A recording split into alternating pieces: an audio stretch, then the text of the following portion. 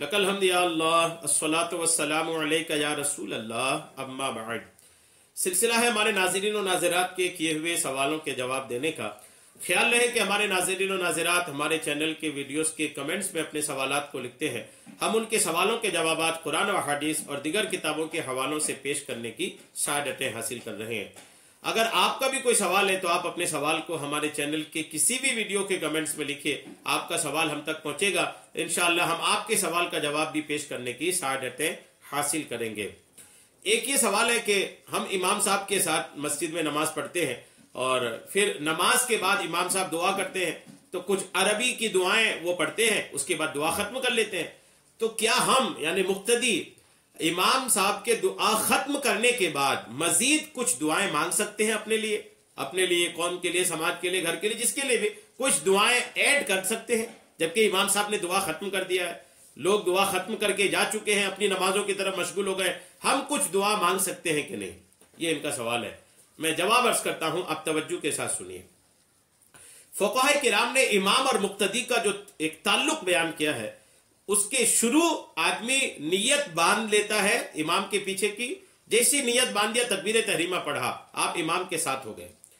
ये इमाम के साथ मुक्तदी का, इमाम और मुक्तदी का ये जो साथ है, ये तब तक है जब तक कि इमाम सलाम ना फेर दे।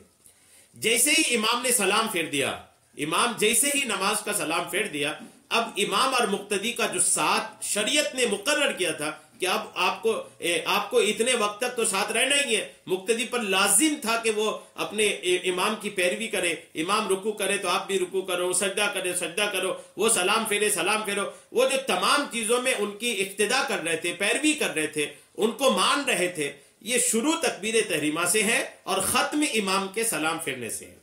जैसे ही इमाम ने सलाम फेर दिया, अब आप इमाम से आजाद हैं। जो मुक्तदी है वो इमाम से आजाद है। आजाद का मतलब है कि अब उन्हें इमाम के साथ ही पूरी दुआ मांगना ये जरूरी नहीं है, लाजिम नहीं है।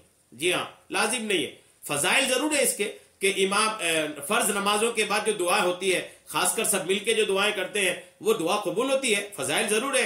मुक्तदी होते हैं बकसरत, तो कसरत से जब लोग जमा होकर इकट्ठे दुआ करते हैं तो उस दुआ की कबूलियत के चांसेस बढ़ जाते हैं। ये अपनी जगह है, क्योंकि सारे लोगों में कई ऐसे होते हैं जो अल्लाह के मकबूल बंदे होते हैं, और वो मजलिस, वो महफिल जिसमें अल्लाह के मकबूल बंदे दुआ कर रहे होते हैं, उस जगह की दुआ की कबूलियत के चांसेस बढ़ जाते हैं। ये बात एक अपनी जगह है। ये मैं उन लोगों के लिए कह रहा हूं कि जो लोग फर्ज नमाजों के बाद दुआ छोड़ के भाग जाते हैं। भाग जाने से कोई गुनाह नहीं हुआ, ये मैं नहीं कहता कि गुनाह हो गया ना आप दुआ छोड़ के चले गए तो, लेकिन इतना जरूर कहूंगा कि इससे आपका नुकसान बहुत हो गया कि एक जो दुआ की सूरत हाल थी, दुआ मांगी जा सकती थी, दुआ की कबूलियत के लिए आपके पास जो मौके थे, आपने वो मौका गंवा दिया। ये उन लोगों के लिए मैं कह रहा हूं। लेकिन सवाल करने वाले ने यह कहा है कि हम इमाम के साथ दुआ भी कर रहे हैं और फिर इमाम जब दुआ खत्म कर ले तो हम मजीद और इसमें ऐड करके अपने लिए कुछ दुआ मांगना चाहते हैं, तो बिल्कुल आप दुआ इमाम के दुआ खत्म करने के बाद भी मांग सकते हैं। इसमें कोई हरज नहीं है। अब आप इमाम के साथ नहीं है जी, सलाम फेरने तक आप इमाम के साथ लाजमी तौर पर शरीक थे। सलाम जैसे ही फेर दिए, अब आप इमाम से आजाद हैं।